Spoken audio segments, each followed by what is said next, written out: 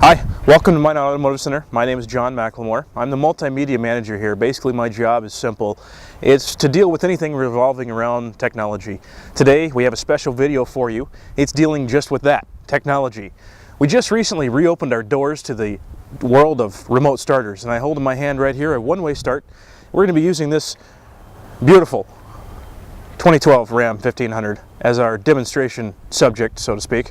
And what we're going to do today is we're going to go through how to operate and use your one-way or two-way remote starter. Now, some of you may be asking, what's the difference between a one-way and a two-way? The one-way sends a signal to your vehicle after you've hit the command button, and it performs that command, and you don't know whether or not it's been started or it's unlocked or locked.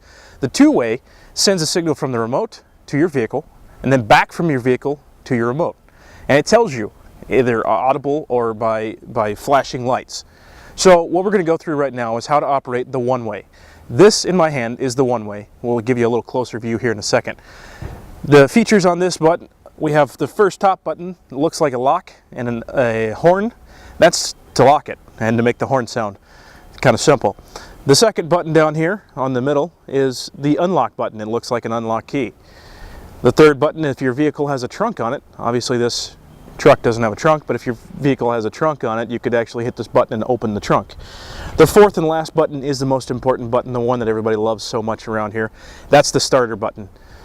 So we're going to go through and talk a little bit about how to operate each one of these buttons and what this will do. So first off, we're going to talk about the lock and siren button, basically. That's the top one here.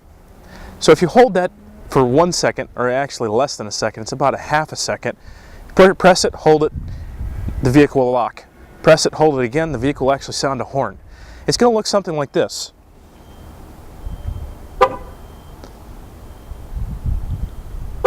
That's pretty easy.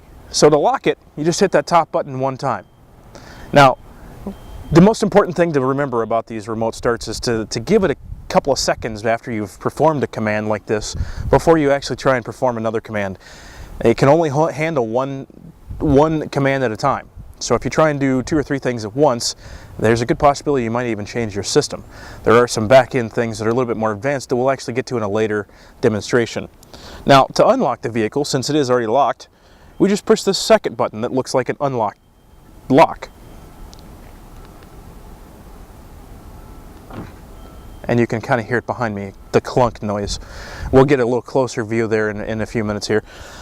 Now, for the trunk, if you had a trunk, this is a little bit different. You're going to want to hold the trunk button down for about 2.5 seconds, 3 seconds, and then you just press and hold. And the lights up here will beep, and then your trunk will open. Obviously with the truck, you don't have a trunk, so there's really no function there for that vehicle, for this button. Now, to get to the start and stop function, this is the most important thing to remember, is that the other buttons you just press once and it does what it needs to do. This button, you need to hold it down. So for this button, we want to use this bottom button here that looks like a key in a box, and that's just the starter emblem that CompuStar uses, which is the brand of remote here. So you're going to want to press and hold it for about 3 seconds or so. So we're just going to press and hold. The lights flash. It sends a signal. And the vehicle is starting up. You can actually hear some of the... Well, there it goes. Now, the vehicle is started right now, and you can see that it has what's called the passive lock system. So what it's done is, once you've started it, it actually kicks the doors into lock. So it's not going to, stay unlocked. You can change that at a later date. That's, again, in a little bit of more advanced setting. But what we're going to do right now is we're going to actually stop it. Let's say that we started our vehicle. We don't really want it to go for the whole full 15 minutes of it, but, we just wanted to make sure that it was warmed up a little bit. Maybe we got called back into our job. We got to come back in. So to stop it, what we're going to do is we're actually going to hit and hold that same button. So it's that last button that has the key in the box. So we press it, let go, and you can see how quiet it is now. And there it goes again. It's telling you it's locked. So that's fairly easy with this. Just remember, don't hit so many buttons at one time. If you don't know whether or not it did what you wanted it to do, there are possibilities of showing that, you know, if you start the vehicle and you don't know if it started and you hit it again, it's going to stop it. So you come out to your vehicle and it's going to be cold, or it's going to be hot, whatever the case may be.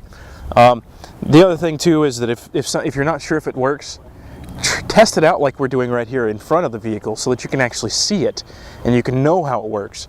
And that's pretty much it for the one-way.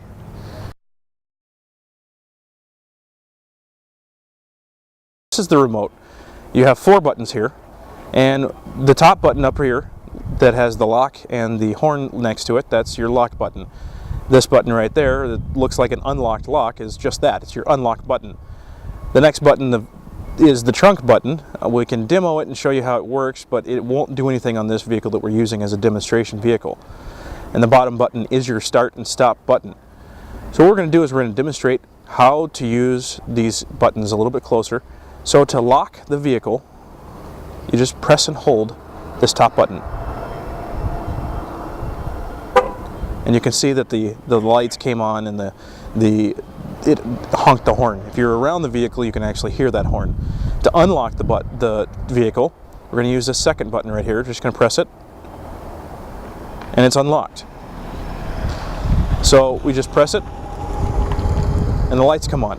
That's how you know that the operation is being done. So lock it, and then unlock it. Wait a couple of seconds. There it is. Now the trunk function is not going to work on a truck, but if you were to have a vehicle with a trunk on it, you just press and hold this for about 2.5 seconds, and then you see the lights are blinking a little bit there. That's what it's doing. Now to start the vehicle. To start the vehicle, we just want to press and hold this button right here, and the lights are going to flash, and then you're going to actually hear the vehicle start.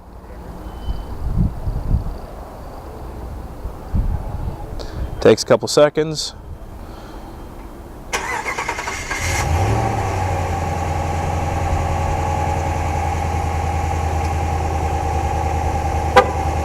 And now the vehicle is locked and it's started and running. Now, again, I said we were going to show how to stop the vehicle. We're going to give it a couple more seconds to let it think and make sure that it's gotten everything it needs to do. Now to unlock the vehicle, or excuse me, to stop the vehicle, if you decide not to go anywhere and you decide you don't want it started anymore, you're going to press the same button as the one that you started. So you just press and hold. The lights are going to flash, and then it goes quiet. And then we have the locking again. So those are the basic functions of the one-way remote starter. There are a little bit more advanced functions like passive mode, where it actually will lock your vehicle 30 seconds after you unlock it or do anything to it. There's valet mode, which is really more or less considered a service mode, which will actually turn off your alarm and will actually turn off your remote start, so that when you take it into service, like if you bring it here and you want it to get it serviced, then you don't have to worry about it going off in case you forget to leave your remote. So, you know, you can do a few other things with this, but these are a little bit more advanced systems, a little bit more advanced functions, and we're going to cover those in a little bit later date. We just wanted to give you an idea of how to operate these remotes with just the basic knowledge. The important thing, again, to point out is that one button at a time. If you're going to press one button, and then you're going to press a second button, and then you're going to press a third button and a fourth button, the remote is not going to know how to react, and it's going to mess up the entire system here, and it's going to freak out and not do what you want it to do. So remember to use one button at a time, and after you give the remote and the vehicle a command, wait a few seconds, wait 10 to 15 seconds before you do another command. You know, if you start the vehicle and then you decide, you know, I don't really want it started anymore, you know, maybe wait 30 seconds or so before you actually hit it again to stop it. The best thing to do is trial and error. Just stand right next to your vehicle and push these buttons to make sure that they work the way that you think they should work.